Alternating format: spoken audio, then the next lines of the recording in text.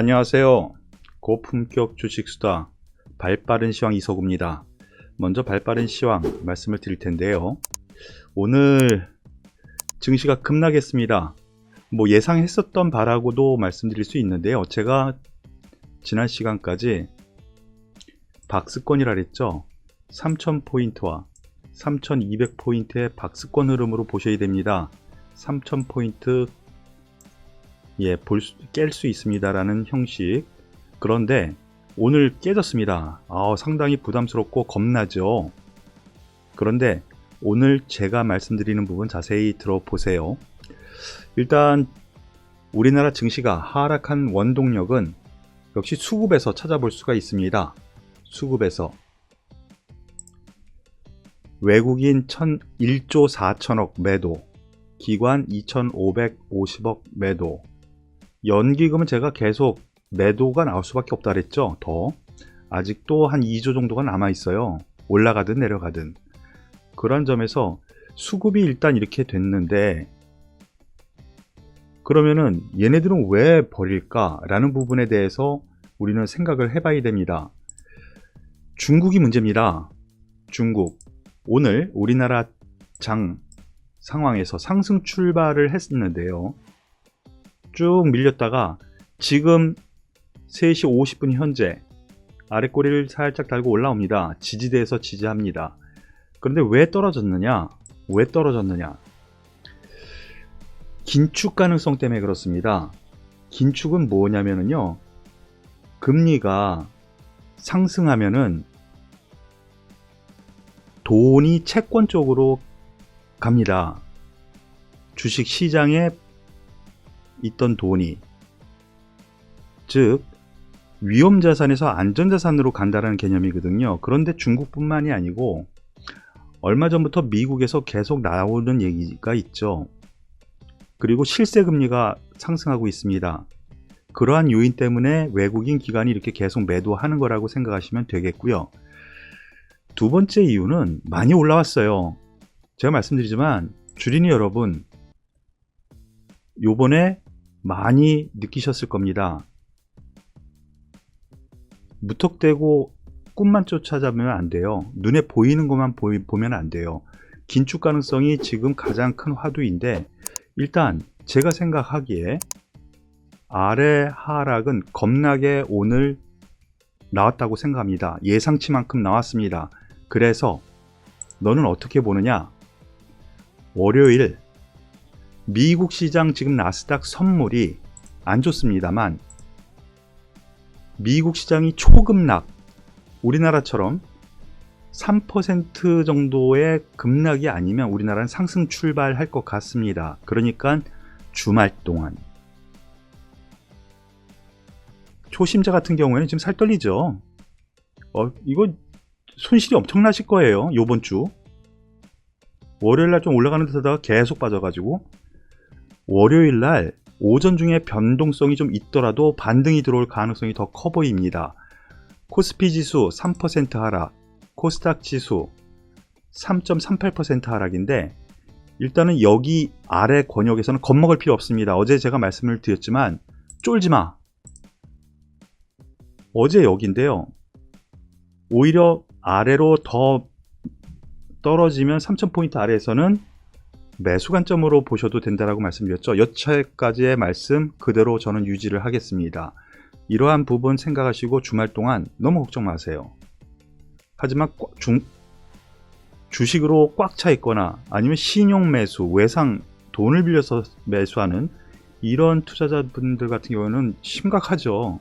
그런 물량 월요일날 나올 수도 있습니다. 그래서 월요일날 단기 변동성이 있겠지만 어느 정도 반등이 들어올 거니까 여기서는 겁먹을 필요 없다. 오히려 여기짜리 아래 권역이라면, 지금 권역 아래 권역이라면 저는 추가 매수를 여기서 단기입니다. 저는 박스권이라 그랬습니다. 여기서 다시 뚫고 올라간다는 게 아니라 단기로 박스권 안에 들어가는 것을 이용해서 단기 매수 접근하는 것이 맞지 않을까라는 판단 말씀을 드리겠습니다.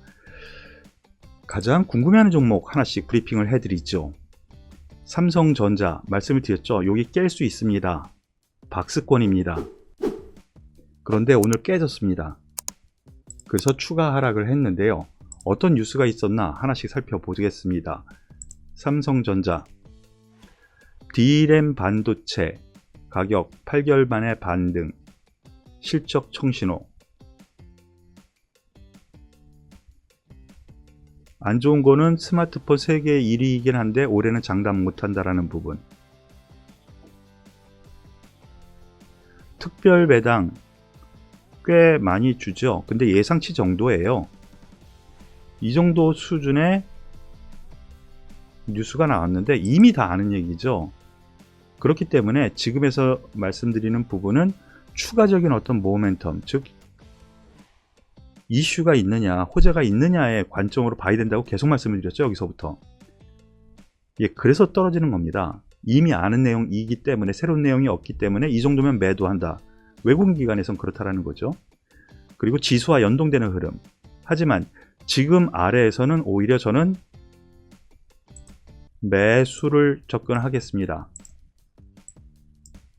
즉 가지고 계신 분들은 여기에서는 겁먹지 말자라는 부분, 그렇게 해석하시면 되겠습니다. LG전자 잠깐 보시죠. LG전자 말씀드린 지 꽤 됐는데요. 같은 맥락입니다. 저는 이 종목 박스권 하단부에 가까이 왔다고 보여집니다. 그러면 오늘 무슨 뉴스가 있었나 하나씩 살펴보죠. 오늘 실적 발표를 했습니다. 실적 발표를 했는데 사상 최대다. 사상 최대다. MC 부분, 저 핸드폰 부분이죠. 핸드셋. 영업손실 2,500억. 근데 매도하기로 했죠. 그걸로 인해서 그것이 호재로 받아들이면서 상승도 했습니다.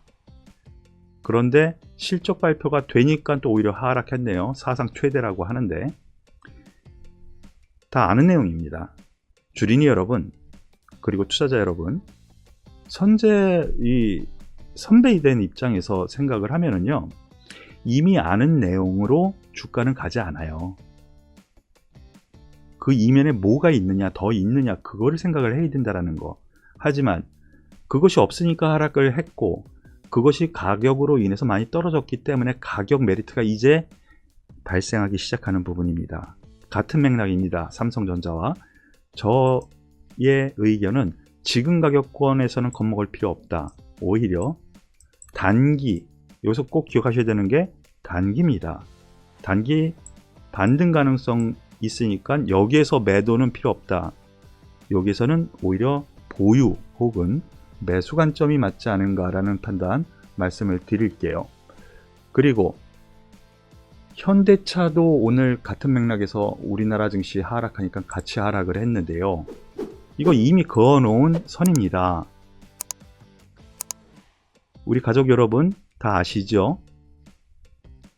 예, 이미 그 선을 그려놨어요. 이날 고점 박스권이라고 했습니다. 그런데 박스권 하단부에 딱 와 있습니다. 지금. 그러면은 오늘 이러한 뉴스 뭐가 있었나 하나씩 살펴보죠. 현대기아차 말고도 현대글로비스 그룹 전체적으로 괜찮다라는 얘기죠. 현대모비스, 현대차 전기차 수혜, 그래서 좋다. 뭐 결국엔 좋다라는 거예요. 현대차 미국 생산공장 증설, 뭐 특별한 거는 없어요. 새로운 뭔가가 없으니까 지수와 더불어서 하락을 했고요. 그리고 여기에서 급등한 이유가 뭐죠? 애플카, 그죠? 애플카 이슈 때문에 그렇죠. 그것은 몇 년 뒤의 얘기예요. 그러니까 새롭게 어떤 뉘앙스의 포인트가 안 나타나니까 이렇게 되는 겁니다. 여기선 겁먹을 필요 없다라는 생각, 같은 맥락으로 접근하셔도 되겠습니다. 좀 더 하락할 수 있습니다. 한 3-4% 더 하락할 수 있지만 여기에서 매도는 자제를 하시고요. 반등을 기다리시는 것이 맞을 것 같고요. 오히려 하락을 좀 더 한다면 없는 분들 매수 자리를 잡는 것이 맞다라는 생각, 같은 맥락으로 말씀을 드리겠습니다. 기아차 이거 고점대에서 말씀드렸고 며칠 전에도 계속 말씀을 드렸죠. 좀 시간이 필요합니다 라고 계속 말씀을 드렸습니다. 시간이 필요합니다. 애플카 관련해서 기아차가 위탁 생산을 맡을 가능성이 큽니다 라는 뉴스가 미국 쪽에서 나왔고 우리나라에서도 그걸 받아들여서 이슈화가 돼서 올라갔어요. 너무 급하게 매수하셨죠. 개인 투자자분들 대부분 여기에서 매수를 하셨을 것 같아요. 그런데 안타깝지만 이렇게 됩니다. 그래서 투자에 있어서는 선배가 필요한 거고 조언자가 필요한 거겠죠.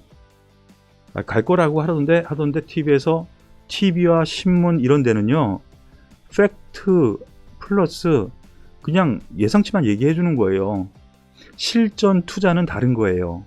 투자에 있어서 뭐 일주일 지나니까 확 나타나지 않습니까? 기아차 새로운 뉴스 있나 한번 보죠. 기아차, 현대차와 같은 맥락. 어제 어닝 서프라이즈 효과. 근데 어닝 서프라이즈도 좀 애매한 어닝 서프라이즈예요. 예, 현대차 대비해서 저평가가 됐다라는 요인으로 상승한 걸로 보는 것이 맞습니다라고 말씀을 드렸었죠. 현대차보다는 추후 오히려 더 강한 모습을 보일 수 있습니다. 같은 맥락으로 이 종목 역시 상단 10만원인데요. 지금 박스권 하단부 근처라고 저는 생각이 됩니다. 그렇기 때문에 기아차 역시 지금 가지고 계신 분 같은 경우에는 보유하시는 것이 맞겠고요. 오히려 단기 트레이딩 관점에서 저가 매수 없는 분들 하셔도 될 만한 자리라는 거. 여기에서 제가 말씀드린 부분 다 기억하시나 모르겠네요. 그리고 다른 종목 하나 더 알아보겠습니다. 녹십자 랩셀에 대해서 좀 알아보죠. 오늘 이슈화가 된 종목입니다. 녹십자 랩셀. 장 초반 급등을 했습니다. 거의 상한가 시작이죠. 25%. 그런데 쭉 밀려서 6% 하락 마감했습니다. 오늘 이 종목 매수해서 손실 보신 분 많으신 것 같아요. 검색 순위 몇 위 안에 들더라고요. 어떤 뉴스가 있었나 보죠. 이 뉴스 보고 사신 겁니다. 녹십자 랩셀 2조원 잭팟, 기술 수출 2조원대, 2조원대 기술 수출로 신고가. 과거 제 경험상을 보면은요, 제약바이오에서 이렇게 대규모 수주를 했고요, 기술 수출을 했고요, 계약을 해서 급등 출발을 하면은요, 지금 주가 상황이 어딘가를 봐야 됩니다. 최근 한 두세 달 동안 많이 올라왔나? 많이 올라왔으면은요, 그 뉴스를 이용해서 팔아먹으려고 하는, 혹은 그 뉴스가 이미 노출돼서 알고 있는 세력, 내부인, 그런 사람들이 딱 팔기 기다리는 때라는 거죠. 이걸 꼭 기억하셔야 됩니다. 여기에서 따라잡는 건 절대로 아니라는 거 꼭 기억하십시오. 10개 종목이라면 8개 종목이 이렇습니다. 꼭 기억하십시오. 앞에 두세 달 동안의 주가 흐름 봐서 지금 이 종목 같은 경우에는 4만원대에서 오늘 15만원이에요. 4416 하면은 3.5배죠. 여기에서 세력들이 시작을 해서, 혹은 내부자라도 매수를 해서, 최근에라도 매수를 해서 이만큼 올라온 거예요. 다른 이유 때문에 올라온 게 아니에요. 이것 때문에 올라온 거란 거죠. 그러면 여기서 접근하시면 안 되죠. 그럼 어떻게 해야 되느냐? 이 종목 조금이라도 반등 주든가, 이 정도면 나 감내할 수 있다 하면은 매도하시고 다른 종목 보세요. 이 종목은 매도 의견 말씀을 드리겠습니다. 그리고 마지막 한 종목 간단하게 브리핑 하겠습니다. 셀리버리라는 종목이 또 오늘 많이 회자가 되고 있는데요. 뉴스를 보죠. 무상증자를 했습니다. 얼마 전에 무상증자를 했는데요. 한번 보죠. 무상증자 효과의 연속 상한가, 개인들 러브콜, 개인들이 많이 샀다는 거죠. 나흘간 80%. 예, 이렇게까지 나옵니다. 무상증자로 인해서 상승을 했으면은요, 여기에서 점 상한가 안 날라가면 매도해야 돼요. 새로운 어떤 이슈가 없다라고 생각하시면 돼요. 그래서 지금 아래 거래량 그렇게 많지는 않지만 일단 이 위에서의 거래량 옆으로 놀다가 빠졌다라는 점에서 놓고 보면은 일단은 반등이 들어올 겁니다. 이 종목은 반등 들어올 가능성이 큽니다. 내일 하락 출발을 하든 장중 동향을 보든. 그런데 반등을 하면 이 종목 역시 매도 관점으로 접근하시는 것이 맞는 것 같습니다. 단 그렇게 얘기한다면 내일 더 사서 반등하면 매도하면 되겠느냐? 이 종목은 앞에 삼성전자, LG전자, 현대차, 기아차와 다른 맥락으로 보셔야 돼요. 가지신 분들은 반등하면 매도한다라는 생각으로 접근하시길 바라겠습니다. 발빠른 시장 오늘 좀 길게 말씀을 드렸는데요. 오늘은 여기서 마무리 짓겠습니다. 그리고 잠시 후에 특집으로 새로운 강의를 말씀을 드릴 테니까 기대하시길 바라겠습니다. 감사합니다.